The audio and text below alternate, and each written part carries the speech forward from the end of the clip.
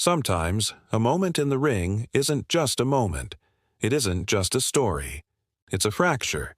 It's a mirror that shows us everything we thought we knew, shattered into 1,000 pieces. We thought we were gathering to witness a return, a comeback. We were wrong. We were about to witness an ending, and a terrifying beginning. The arena was electric. You could feel the static in the air, a hum that vibrates right in your chest. After months of silence, months of rumor, the comeback was finally here. The Jumbotron flashed her name, Rhea. But that name was only half the story. The commentators spoke in hushed, respectful tones, not just about her championship pedigree but about her other name, the one she rarely used, the one that hung over her like a shadow, or perhaps a shield. The name, Seagal. She was more than a wrestler. She was the daughter of a martial arts icon, a living extension of a Hollywood dynasty built on unbreakable bones and quiet intensity. She had been away, reportedly training not in a ring, but in the mountains, honing that other side of her lineage. The fans were ready. They were ready for the next evolution of a warrior. The music hit. The lights dropped. And the roar. It was deafening. It was a hero's welcome. She walked out, determination etched on her face. She wasn't just returning to her sport. She was returning to her throne, the heir apparent to a legacy of combat. She stepped through the ropes, raised her hand, and the sound of 20,000 people chanting her name was absolute. She was home. And then a different song played, a jarring, upbeat track that cut through the emotion like a knife. Confusion. Liv Morgan stepped out. The crowd's roar died to a murmur. Liv Morgan, her supposed best friend, her road partner, the one who had publicly supported her during her time away. Liv walked to the ring, a wide, almost manic smile on her face. The commentators tried to make sense of it. "A surprise welcome back," one of them offered, his voice lacking conviction. Liv circled Rhea, who stood confused, her guard lowered by emotion. Liv opened her arms. The smile seemed genuine. The crowd, wanting to believe in the moment, began to cheer again. This was sportsmanship. This was friendship. Rhea embraced her. A tight, familiar hug. The cameras zoomed in on their faces, a perfect image of reunion. And then, it happened. It wasn't a punch. It was a betrayal made physical. Liv's face contorted, the smile vanishing, replaced by a mask of pure, cold hatred. She shoved Rhea back. Before Rhea could even process the push, Liv lunged. It was brutal. It was fast. Rhea collapsed, clutching her face, shock replacing the joy. But Liv wasn't done. She slid out of the ring, her eyes wide, and pulled a steel chair from beneath the apron. The arena went silent. Not a boo, not a gasp, just air. The sound of 20,000 people forgetting to breathe. Liv entered the ring, raised the chair high, and brought it down with sickening force. Not on her back, on her ankle, the one she'd injured, the one that kept her away. A single, agonizing crack echoed. It wasn't a message. It was an execution. What does true shock sound like? It isn't screaming. It's the sound of a universe stopping. It's the sound of thousands of people trying to reconcile what they just saw with what they know. Children were crying. Grown men stood with their hands on their heads, mouths agape. This wasn't part of the show. It couldn't be. The human mind rejected it. This wasn't a heel turn. This was an assault. The minimalist animations would show it best. Thousands of blank stick-figure faces, all turned toward the ring. Frozen. Commentators fumbled for words, their professional cadence shattered. Why? Why would Liv do this? Why now? One stammered. Referees spilled into the ring, but they were too late. Liv Morgan didn't flee. She stood over Rhea's crumpled form, the chair in her hand, breathing heavily. She looked satisfied. Backstage, the reaction was identical. Monitors in the locker room were surrounded by other wrestlers, their faces pale. The producers in the truck were screaming, not in anger, but in chaos. The script was gone. This was uncharted territory. This wasn't a move for a championship. This was a statement aimed directly at the myth of Rhea, the myth of the Seagal bloodline, the myth that she was, in any way, untouchable. In one single, horrifying motion, Liv Morgan had just proven the myth wrong. The unbreakable daughter of an action hero was just broken. Within an hour, it was the #1 trend in the world.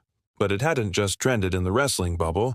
It crossed over, TMZ, Entertainment Tonight, Hollywood gossip blogs. The headlines weren't about a wrestling angle. They were personal. Steven Seagal's daughter viciously attacked in ring. Friend's brutal betrayal stunned sports world. The narrative was set. This wasn't an athlete. This was a victim, and a high-profile one at that. The pressure she had carried her entire life, the pressure to be tough, stoic, and dominant like her father's on-screen persona, was now inverted. She was the face of vulnerability. The internet, as it does, began to feast. Memes appeared. Screenshots of her face in agony next to images of her father, emotionless, from his films. The juxtaposition was cruel and immediate. The world wasn't just discussing the attack, they were discussing her failure to stop it. The company's PR machine went into overdrive, but they couldn't control this.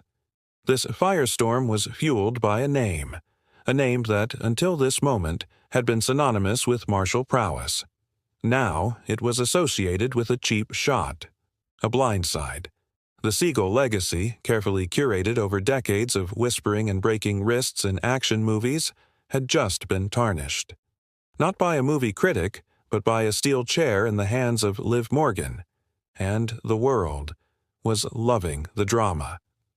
All eyes turned from the daughter to the father. The world waited. What would Steven Seagal do? This was, after all, his daughter, his blood. The press, both sports and entertainment, descended on his known properties. Drones flew over his ranch. Paparazzi camped outside gates. They were waiting for the quote. They were waiting for the threat. They were waiting for the Aikido master to promise vengeance. And what they got was nothing. Absolute, deafening silence. His silence became the new story. Why wasn't he defending her? Was he embarrassed that his daughter, trained in the lethal arts, was taken down so easily? Was he disappointed? Or, as some darker corners of the internet began to whisper, was he simply indifferent? This silence was a vacuum, and speculation rushed in to fill it. Every pundit had a theory. "He's training her for revenge," said one. "He's cut her off," said another. "He sees it as weakness." This public void of fatherly protection did more damage to Rhea than the chair shot ever could. The attack was an event. The silence was a verdict. It suggested that perhaps she wasn't worthy of the name, that the legacy she carried was just a costume. The focus shifted from her recovery to her father's abandonment. The narrative was no longer about a return. It was about an orphan. Rhea was not in a hospital. She was at the arena's medical facility, and then she was just gone. She didn't go home. She couldn't. She was in a hotel room in a city she didn't know, alone. The company told her to stay off social media, to not read the comments. But she did. She saw the memes. She saw the headlines about her father. Backstage, the atmosphere grew toxic. The other wrestlers didn't know how to act around the situation. It was too real. Rhea wasn't just one of the boys anymore. She was a liability, a mainstream headline. Some wrestlers, the ones who had clawed their way from independent gyms, felt a quiet resentment. They saw her as a legacy hire, someone who got a shortcut because of her famous last name. And now that name was bringing a different kind in unwanted attention. She felt the shift. The text messages stopped. The usual "hope you're okay" messages were few and far between. It was replaced by a professional distance. She was isolated. The name Seagal had once been a shield. People were hesitant to cross her. But Liv hadn't just broken her ankle. She had broken the spell. She proved that the daughter of the action hero could bleed. And in doing so, she had demoted Rhea from dynasty to just another wrestler. In fact, less than that. She was damaged goods.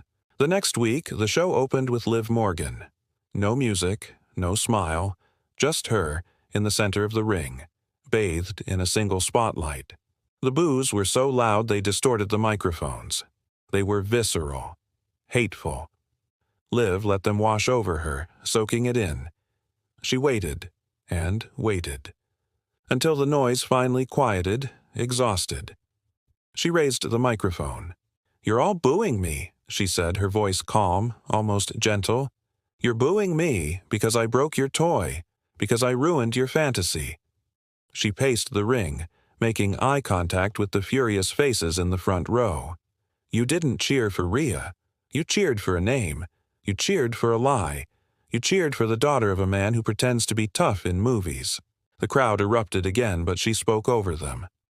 "I cheered for her too. I believed in her. I thought she was different. I thought she was my friend. But I was there. I was there when she wasn't training. I was there when she was on the phone with Hollywood agents. I was there when she talked about this ring as a stepping stone to her real career." The accusation hung in the air, a seed of doubt. Could it be true? She wasn't just a monster. She was, in her own mind, a whistleblower. She was the prophet tearing down a false idol. "She never earned this," Liv finally screamed, her composure breaking. "She never earned you. While I was breaking my back in tiny gyms for $20 a night, she was in a mansion learning movie stunts from her father. You all talk about her bloodline. A bloodline of what? Pretending? Of fake fights and stuntmen?" She tapped her own chest. "My bloodline is pain. My bloodline is sacrifice. My bloodline is real. I did what I did because she is a disgrace to this ring. She is a tourist in my world, and I did it." She paused, her voice dropping to a whisper. "Because I loved her, and I had to save her. I had to save this. I had to wake her up." The boos were still there, but they were mixed with something else now. Confusion, a smattering of applause. Liv had turned a personal betrayal into a crusade. She was the defender of the real wrestlers, the voice of the underclass, fighting against the privileged Hollywood elite who had infiltrated their sacred space. She wasn't a villain. She was a revolutionary. She dropped the mic, her chest heaving, having perfectly reframed the entire narrative. She had taken the heat from the attack and deflected it onto Rhea's identity. And in doing so, she had left Rhea with an impossible choice: defend the name or abandon it. Weeks passed. Liv Morgan was treated as a pariah, but a pariah with a point. The title picture moved on. The world began to forget. And then, unannounced, Rhea's music hit. But it was different. Slower, stripped down. Just the bass line. She walked out. No leather, no spikes, no mammy energy. She was wearing simple black jeans and a gray t-shirt. Her hair was pulled back. She looked tired. She looked human. She walked with a slight limp, the only physical reminder of the attack. She got in the ring and took a microphone. The crowd was silent, waiting. "She was right," Rhea said, her voice quiet. The arena gasped. Liv was right. About the name. About the lie. She looked down at the mat. "My entire life I have been Steven Seagal's daughter. When I learned to walk, I was taught to walk tough. When I learned to fight, I was taught movie fighting.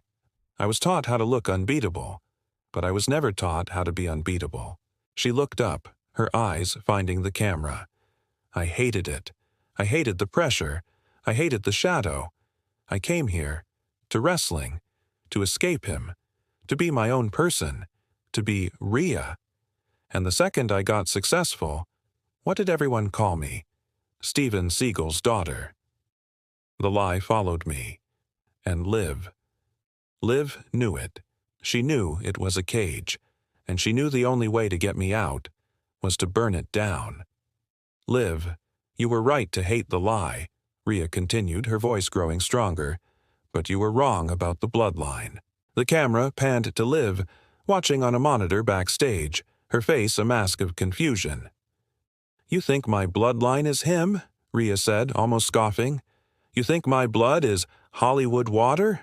You're wrong. She dropped the microphone with a thud. She knelt slowly, wincing as she put weight on her ankle. She placed her open palm flat against the canvas. The camera zoomed in on her hand. My blood, she whispered into the silent arena, is right here. It's in the canvas. It's the blood I've spilled here. It's the sweat. It's the tears. She looked up, no longer a victim, no longer a daughter. She was something new. My father's bloodline? That's just a story. This ring, these fans, this struggle, this is my bloodline. A single tear rolled down her cheek, but she wasn't sad. She was free. The shock wasn't the betrayal. The shock wasn't the name. The shock was the rejection of the name. The bloodline that truly shocked the world wasn't the one she was born with. It was the one she chose, the one she just baptized herself into right before our very eyes. The daughter was gone. A warrior was born.